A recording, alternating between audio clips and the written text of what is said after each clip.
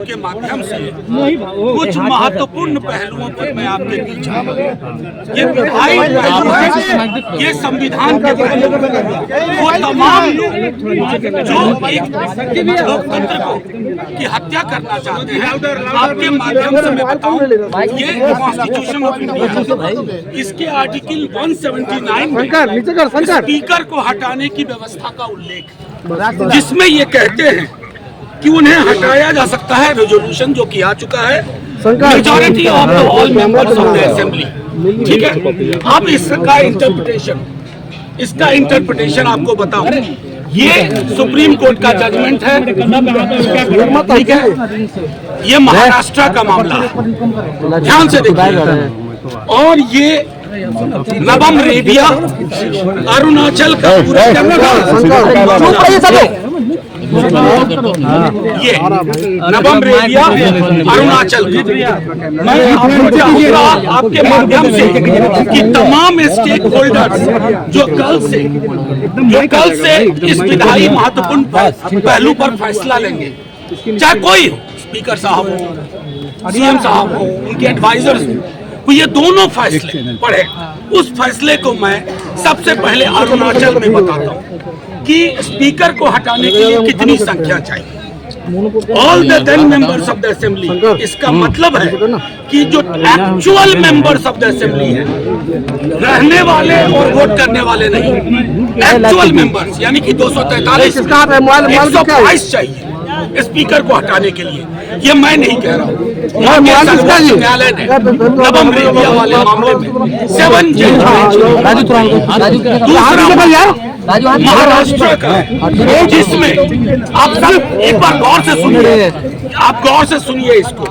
उसमें कहा गया है कि जितने भी सदस्य हैं उसका मतलब होगा इनको हटाने के लिए कि जिनके सीट वैकेंट नहीं है उन सब के आधार पर गणना होगी। तो 243 में संविधान के हिसाब से, हालिया जजमेंट के हिसाब से, अरुणाचल और महाराष्ट्र के हिसाब से स्पीकर साहब को हटाने के लिए 122 सीट चाहिए। मैं सिर्फ ये इसलिए रख रहा हूं कि कोई इसमें पेच ना करे। गांधीवाद की बात करने वालों से भी आग्रह करूंगा कि कौन से गांधी पसंद है, करेंसी वाले गांधी या हे राम वाले गांधी। करेंसी नोट पे छपे गांधी के प्रति अगर सम्मान है तो आप वही करेंगे जो करते आए हैं, लेकिन अगर गांधी है तो आपको ये तय करना होगा कि ये फैसला इसी हिसाब से होगा। और हम सब एकजुट हैं लोकतंत्र बचाने के लिए। बच्चा बच्चा इस बिहार का कल के दिन का इंतजार कर रहा है। हमारी ओर से ये चीजें स्पष्ट है कि हम संविधान के दायरे में चलने के लिए मजबूर करेंगे।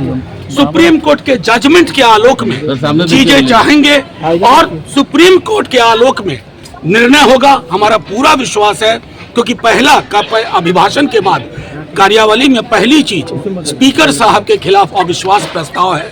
उसके संदर्भ में मैंने दोनों जजमेंट का जिक्र कर दिया, 179C का इंटरप्रिटेशन जो है वो कर दिया, दोनों जजमेंट की कॉपियां आपको दिखा दी। मैं चाहूंगा कि सरकार में जो एडवाइजर्स हैं और जो बड़े बड़े लोग हैं, स्टेक होल्डर्स हैं, वो सब गौर से देखें, पढ़ें इन फैसलों को और उसके आधार पर बिहार में और देश में लोकतंत्र के लिए आपके पास नंबर भी नहीं है, आपके पास संख्या बल नहीं है, एनडीए के पास नंबर है, संख्या बल नहीं है। नहीं, देखिए आप बिला वजह कह रहे हैं, माहौल हमने नहीं बनाया। आप विधायकों को आपने रोकवाया है ना। हम तो कम से कम कार्यशाला के नकली नाम से नहीं ले गए। हम तो अपने विधायकों, हम तो उनमें से नहीं जिनके यहाँ भोज में लोग नहीं पहुंचे। हमारे सारे विधायक, महागठबंधन दल के सारे नेता हैं, सब मेरे साथ खड़े हैं। ऐसी एकजुटता है और वो एकजुटता मनोज झा जी संख्या बल नहीं है आपके साथ। मैं इसलिए तो आपको मैंने साथ नहीं है क्या? सर्वोच्च न्यायालय के इस जजमेंट को आपके सामने रखने का उद्देश्य एकमात्र था। आप लोग कुछ भी इसका इंटरप्रिटेशन करें। सरकार को अविश्वास प्रस्ताव स्पीकर पर पास कराने के लिए सर्वोच्च न्यायालय के निर्देश के अनुसार 122 सदस्य चाहिए। हम उनको शुभकामनाएं देते हैं।